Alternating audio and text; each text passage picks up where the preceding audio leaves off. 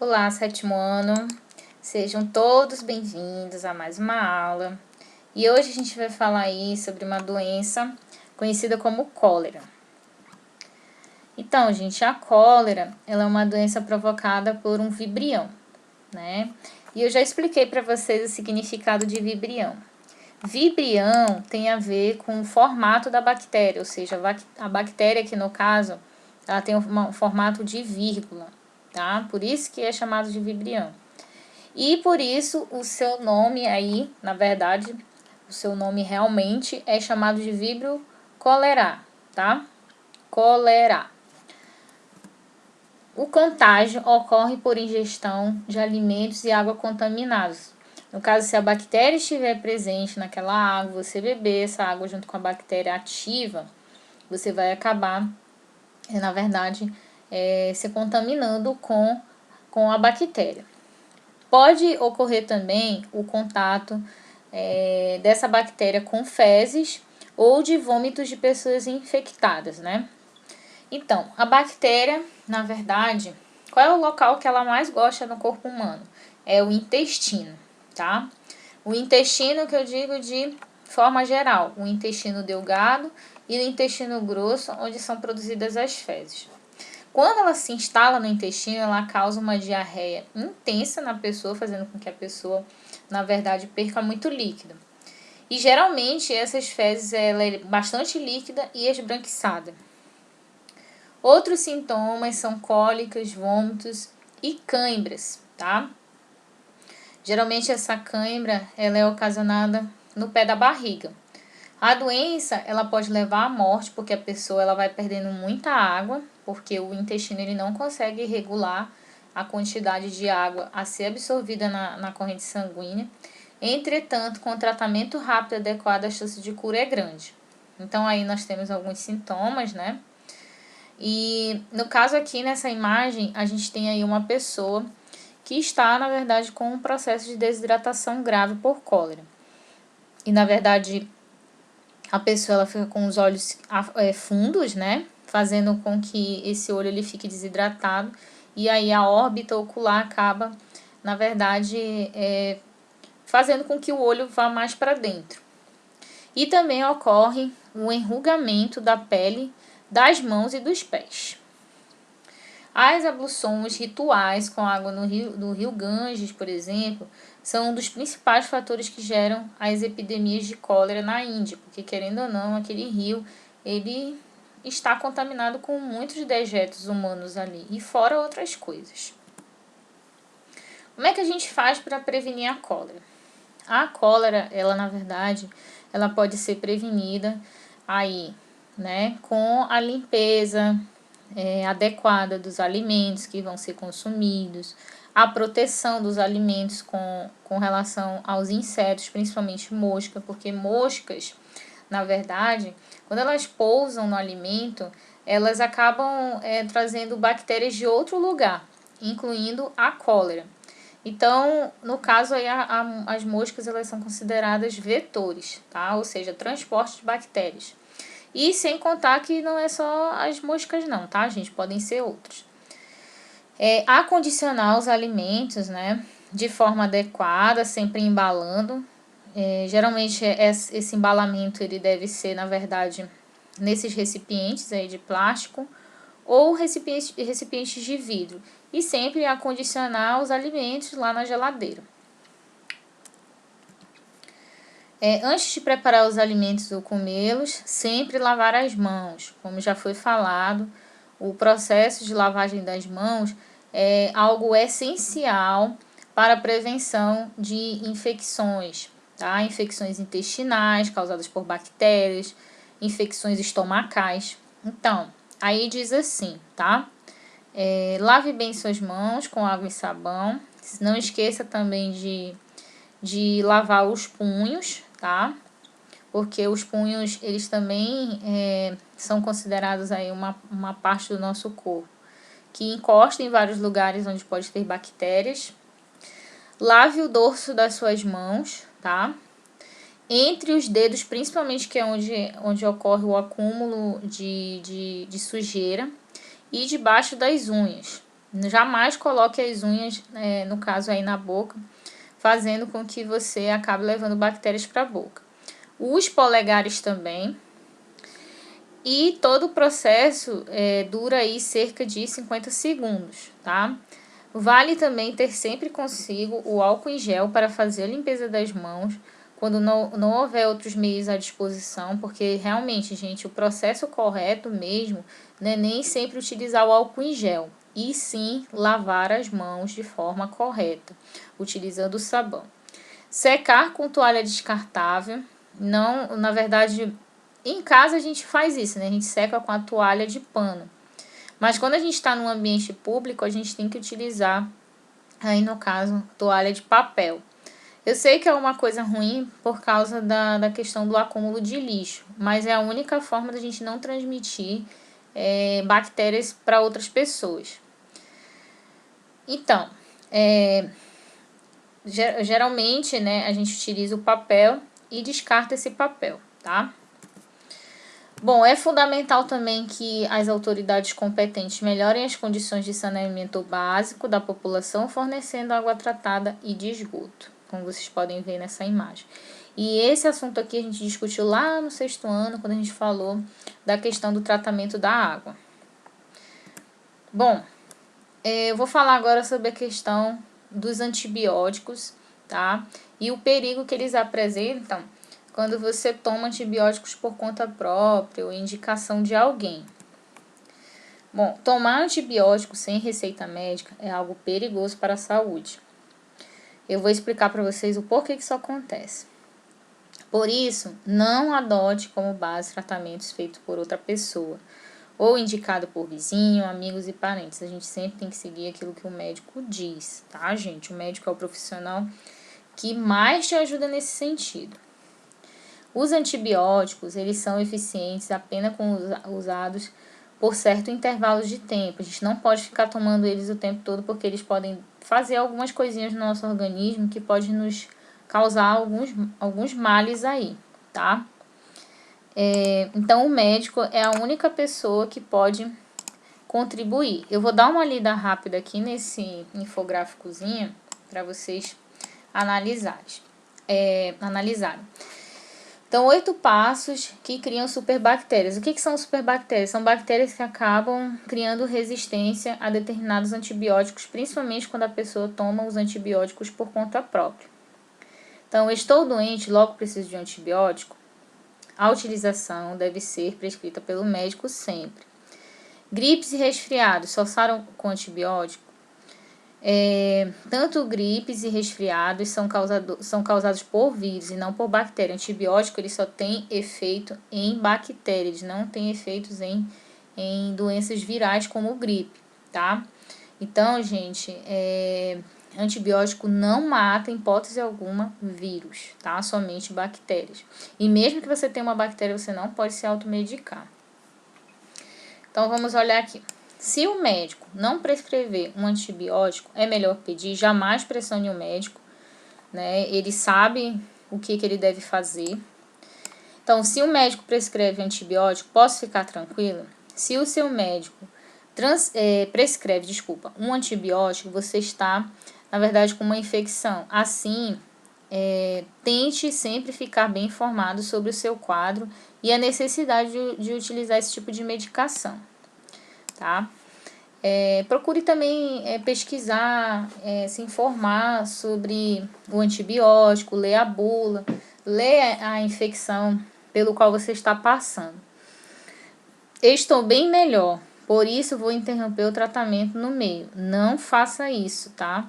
A medicação, ela deve ser, na verdade, utilizada até o final do tratamento, tá? Mesmo que os sintomas tenham melhorado, a doença pode voltar ainda com mais força. Então, a gente tem que destruir totalmente as bactérias que estão causando determinada infecção, utilizando os antibióticos prescritos pelo médico. Vou tomar antibiótico depois do horário previsto, porque o efeito é o mesmo? É importante saber que o intervalo entre doses é sempre calculado de forma a manter a concentração adequada na corrente sanguínea. Então, por exemplo, se você esquece de tomar um antibiótico naquele horário, a bactéria pode acabar se reproduzindo porque não tem mais antibiótico no seu sangue. E aí isso pode causar um problemão, tá? E ela ainda pode se tornar mais resistente nesse intervalo de tempo que você esqueceu. Então, por isso que é importante a gente sempre utilizar um despertador, o celular, para ficar lembrando da gente ter que tomar esses remédios no horário certo e sempre obedecendo o horário que o médico pedir. Bom, vamos lá. Sobrou antibiótico, então vou guardar para a próxima vez que ficar doente? Não se pode fazer isso, né? Se você cumprir a prescrição, dificilmente irá sobrar. Se ainda assim houver sobra, você não deve guardar. A prescrição médica não será necessariamente a mesma. Se sobrou medicação, posso ajudar alguém doando antibiótico? Então, é aquilo que eu já expliquei. Tomar antibiótico sem prescrição é um erro gravíssimo, né? Eu, como bióloga, assim, pelo fato de não ser médica, eu já conheci histórias de pessoas que já tomaram antibióticos e sofreram consequências gravíssimas, tá? Com relação à questão de resistência de bactérias. Então, aqui é só uma imagem aí para vocês entenderem mais ou menos como é que funciona o antibiótico nas bactérias. Aqui nessa primeira imagem a gente vê aí o efeito da penicilina, que é um tipo de antibiótico, né? Aqui nas bactérias. E aqui a gente vê as bactérias crescendo sem antibiótico. Então, em certos casos, os antibióticos podem causar problemas ao organismo que devem ser diagnosticados e tratados pelo médico. O uso de antibióticos sem controle médico pode provocar a seleção de bactérias resistentes. Isso significa que em uma segunda utilização o antibiótico pode não fazer mais efeito. É aquela mesma história que eu sempre falo da questão das bactérias. Por exemplo, tá? Vou mostrar aqui para vocês um pedacinho aqui dessa imagem. Então, como ocorre a resistência? Primeiro, se a bactéria sofrer uma mutação, ela já vai se tornar resistente àquele antibiótico, tá? Então, o que acontece nesse sentido aqui? Nós temos aqui as bactériazinhas, né? E a gente percebe que essas bactérias, elas causam doenças, ou seja, elas são patogênicas. E logo vocês percebem que essas roxinhas aqui, elas acabaram se tornando diferente dessas outras verdinhas aqui, ou seja, elas sofreram algum processo de mutação e tiveram aí um processo de resistência contra aquele antibiótico, tá? Aí o que vai acontecer? O antibiótico, quando você tomar, ele vai destruir só essas verdinhas aqui, porque elas não são resistentes. Mas aí, o que acontece, né? As bactérias que são resistentes, que são as de roxinho, elas vão continuar crescendo ali naquele meio, principalmente se for dentro do seu organismo. Aí, olha o que acontece. Elas podem tornar as verdinhas resistentes pelo processo de...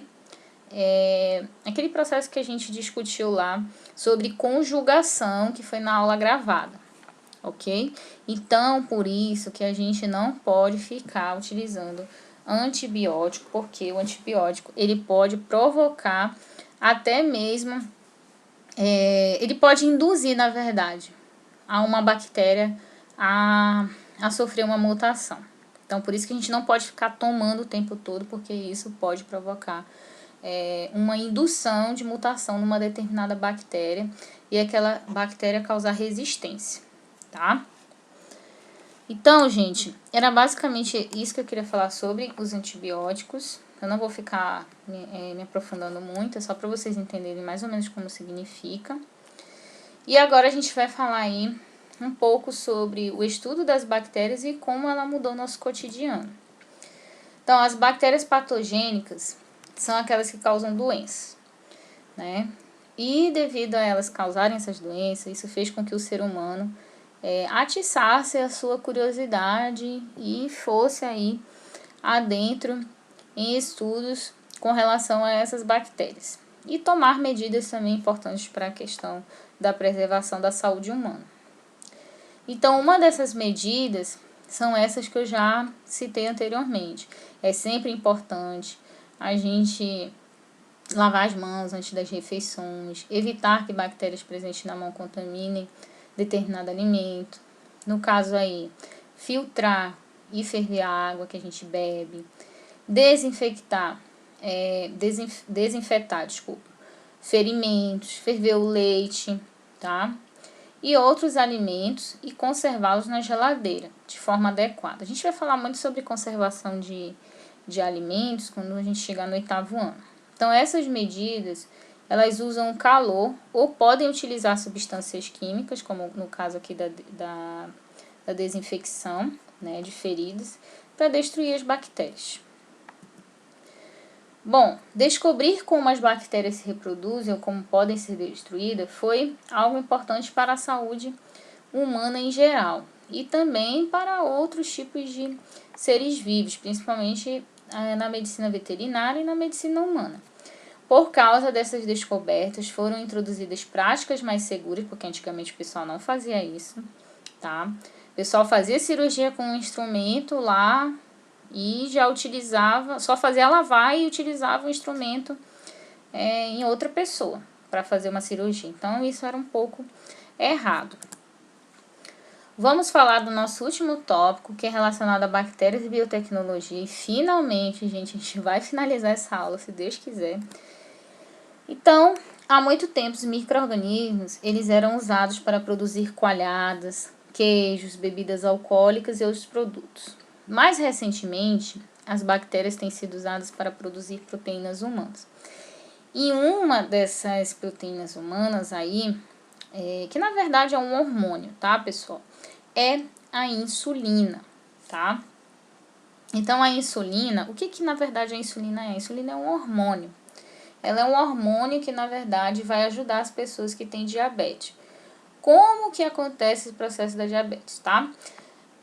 As pessoas que têm diabetes, elas não conseguem produzir insulina, de jeito nenhum. Tá, professora, mas qual é a importância dessa insulina? Me explique aí, por favor, qual é a importância. Bom, uma pessoa que não tem diabetes, uma pessoa normal, o que acontece com essa pessoa? Aqui, gente, eu fiz um desenho bem legal para poder vocês entenderem, tá? Vou utilizar o laserzinho aqui. Aqui é uma célula, tá? Esses quadradinhos aqui, ó, na verdade, esses quadradinhos, eles são glicoses, tá? E vocês sabem que a gente já vem falando desde o 6º ano que glicose serve para gerar energia na nossa célula, senão a gente não consegue fazer nada. E o que acontece? Pessoas normais conseguem produzir insulina, que são esses triângulozinhos roxinhos aqui. Essa insulina vai para o sangue. Essa insulina se liga no receptor da célula e abre, né, um outro canal lá da célula para fazer com que o açúcar entre na célula. E quando o açúcar entra na célula, a célula dessa pessoa vai conseguir produzir energia lá nas mitocôndrias que a gente já estudou. Isso é uma pessoa normal, uma pessoa que não tem diabetes, tá? Mas uma pessoa que tem diabetes tipo 1, por exemplo, ela não produz insulina de jeito nenhum. Ou seja, ela tem um probleminha para produzir insulina. Aí o que acontece? Não acontece nada, não tem receptor, o canal aqui não vai abrir, a glicose não vai entrar, e aí a pessoa vai ficar com o sangue cheio de glicose, ou seja, cheio de açúcar. E nesse sentido, pessoal, o que acontece, tá? Acontece que a pessoa vai ficar com açúcar acumulado no sangue, e ela também não vai produzir energia. A tipo 2, a pessoa produz insulina, só que ela produz em pequena quantidade, não é suficiente, tá? O receptor se liga, na verdade entra glicose lá na célula da pessoa, mas ela não produz insulina em grande quantidade para dar conta de todas as células. E às vezes algumas pessoas produzem até insulina de forma errada, e isso dá muito problema. Então, é mais ou menos isso que acontece, tá, pessoal? Então, a diabetes, ela é basicamente isso. E por isso, pelo fato delas não conseguirem produzir pouco, como eu expliquei aqui na diabetes tipo 1, na diabetes tipo 2, elas precisam injetar insulina na sua corrente sanguínea, certo? porque elas não produzem de forma correta, ou produzem pouco, ou não produzem nada, tá? E aí, o que o pessoal fazia antigamente? Lá em 1950, mais ou menos. Eles faziam assim, pessoal, eles pegavam porcos, eles matavam esses porcos, eles extraíam o pâncreas do porco, porque é no pâncreas que se produz a insulina, no ser humano também se produz insulina. Eles pegavam o pâncreas, eles retiravam a insulina do pâncreas do porco, e aí eles colocavam essa insulina nas pessoas. Só que isso começou a dar problema. Por quê? Porque algumas pessoas rejeitavam essa insulina do porco, tá? Ou seja, elas tinham problemas com alergias à insulina do porco. Então, o que acontecia? Geralmente, 27 toneladas de pâncreas de porco gerava aí 4,5 quilos de insulina, por exemplo. Ou seja, eram 250 mil porcos mortos, né? Mas mesmo assim, essa insulina do porco não era boa o suficiente ainda para essas pessoas diabéticas. Ó, aqui nós temos um exemplo, ó, em 1950. Olha o tanto de pâncreas para produzir esse pouquinho de insulina aqui. Só que aí, gente, veio o milagre das bactérias, tá? E foi as bactérias que deram uma coisa assim surpreendente. E aí veio essa área linda e maravilhosa chamada de engenharia genética. O que foi que eles fizeram, tá? Olha só o que fizeram. Eles pegaram o cromossomo humano, separaram esse cromossomo, eles pegaram o gene da insulina de uma pessoa que produzia insulina normalmente, eles extraíram esse gene dessa pessoa, tá? Mas eles não mataram a pessoa não, tá, gente? Então vamos botar isso na cabeça de vocês. Eles só pegaram o cromossomo de uma célula do ser humano. Aí olha o que eles fizeram. Eles pegaram esse gene que produz a insulina. Eles pegaram um DNAzinho chamado de plasmídio de uma bactéria. Eles colocaram o gene humano no DNA da bactéria. Eles pegaram esse plasmídio com o gene da insulina humana e colocaram dentro da bactéria. Aí, pessoal, o que a bactéria vai fazer? Quando ela lê o plasmídio, ela vai ler o gene da insulina. Quando ela faz a leitura do gene da insulina para produzir as proteínas para ela vai produzir insulina. E ela vai produzir uma insulina em grande escala, ou seja, muita insulina. E aí não foi preciso mais ficar matando os porquinhos para conseguir essa insulina. Isso foi uma coisa muito grandiosa dentro da engenharia genética, tá? E o pessoal hoje trabalha com isso. Então, por isso, gente, que a engenharia genética veio aí realmente, né, para alavancar esse processo de estudo. E, pessoal, a gente finaliza a nossa aula aqui, tá? A gente vai revisar um pouquinho aí sobre essa parte de bactérias. Eu espero que vocês todos tenham gostado da aula e a gente se vê. E só para corrigir, tá, pessoal? A questão da insulina a gente vai falar ainda. A insulina ela é um hormônio, tá? Que contribui bastante aí para as pessoas que têm diabetes. Um abraço para todos.